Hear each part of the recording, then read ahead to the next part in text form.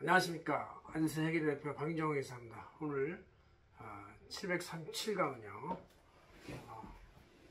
과세소득으로 열거되지 않은 여러가지 기타의 항목들 소득에 대해서 비과세가 되는 것인데, 결국 그런 것이 어떤 거리는 알아보겠습니다. 아직도 이번 주 우리 5월 19일자 이렇게 되어 있고, 국세청소득 신고가 한참들 밤새 새기도 하고 많은 시간 혼납해서 하고 있습니다. 여기서 우리 안세지경전을, 그래서 이번 주 5월 21일자 표지에 나와 있는 내용을 제가 강의 원제로 하는 것이죠. 그래서 보면 되겠습니다. 자, 열거하는 비과세 이익들, 이것은 이제 이 거래 쌍방, 즉 매입자, 매각자 아니면 어떤 거래 당사자 간에 어떤 서로 팔고 사고 할 때의 그 통합 손익이 0에 가까운 제로섬 게임인 경우를 대충 말해. 그런 것들은 이제 나는 어저께 손실을 받고 오늘 이익 받고 할 수도 있고, 저 사람은 손실이고 난 이익이고, 또 1년 전에는 이익이고 지금은 손실이고, 또 1년 전에 손실이고 이익이고, 이렇게 이제 제로섬 게임이 대비가 되는 항목들을 말하는데, 주로 이제 그런 성격이 있는 것이죠.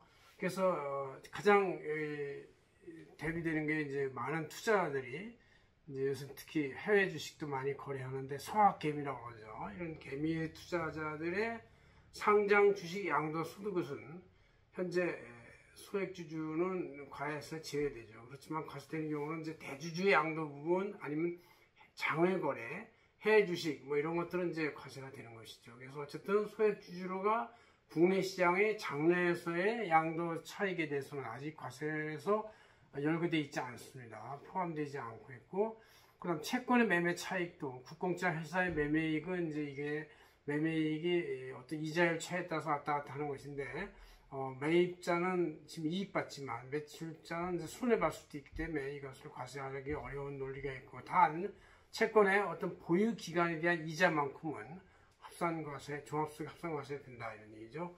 그다음 환율 차익도 개인에 의한 차익은 과세가 아직 열거가 안 돼 있습니다.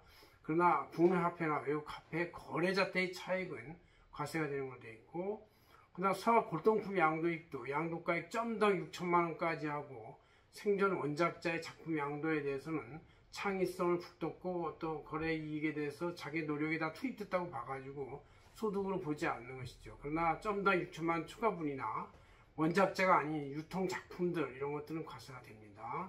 그 다음 이제 보장성 보험 차익, 화재보험이나 손해보험 차익 같은 것도 과세가 안 되는데, 이건 이제 어떤 이익이라기보다 보험에 대한 프리미엄이다, 보험 위험을 감수한 대가다, 뭐 이렇게 볼 수 있는 것이죠. 그러나 사업용 자산의 보험 이익은 사업소득에 합산이 된다, 그런 얘기고, 그 다음 이제 보장성 말고 저축성 보험도 보험기간 10년 이상이면 이것은 이제 이자이익이나 이런 것보다는 보험에 대한 프리미엄이다, 보험 위험을 감수한 대가로서 나온 것이다, 이렇게 볼 수 있어요. 그러나 보험기간 10년 미만이거나 중도 해약이익, 납입보험료 2억 초과 이런 거에 대한 그 보험 차익은 과세가 돼서 이자소득으로 볼 수 있다, 그런 얘기죠.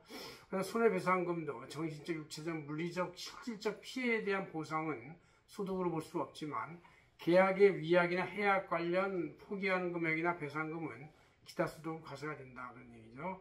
그 다음 우리가 이제 비과세 개념으로 이미 열거되어 있는 것 일부가 있는데, 회사에서 주는 급식이나 식사되는 월 20만 원까지는 비과세가 되지만 20만 원 추가 소득은 근로소득에 합산이 되는 것이죠. 그래서 회사 사택 제공에 대해서 출자자가 아닌 임직원에 대해서의 혜택은 비과세가 되지만 지배주주나 축자임원의 제공 금액은 근로소득에 합산이 된다. 이렇게 해서 우리가 9가지 정도를 쭉 알아봤는데, 우리 여러분들의 투자자들로서의 그 근처에 있는 것들, 주식, 채권, 외환차익 이런 것들, 그 다음에 또 관심 대상이 되는 수학 골동품, 보험에 대한 거 이런 것들을 한번 과세 제외등을 열거했는데, 이것은 이제 주로 그 거래 쌍방이 제로섬 게임에 많이 근접돼 있고, 아니면 어제 오늘 작년 올해 이렇게 소득과 이익이 반복이 될 수 있는 것은 언젠가는 또 손실이 될 수 있기 때문에 그 차익이 있다 하더라도 이익으로 과세하지 않는 것이 열거되어 있다. 열거된 것을 조건을 잘 보시면 되겠다, 그런 얘기입니다. 고맙습니다. 안세해계본의 대표 박인정 행사였습니다.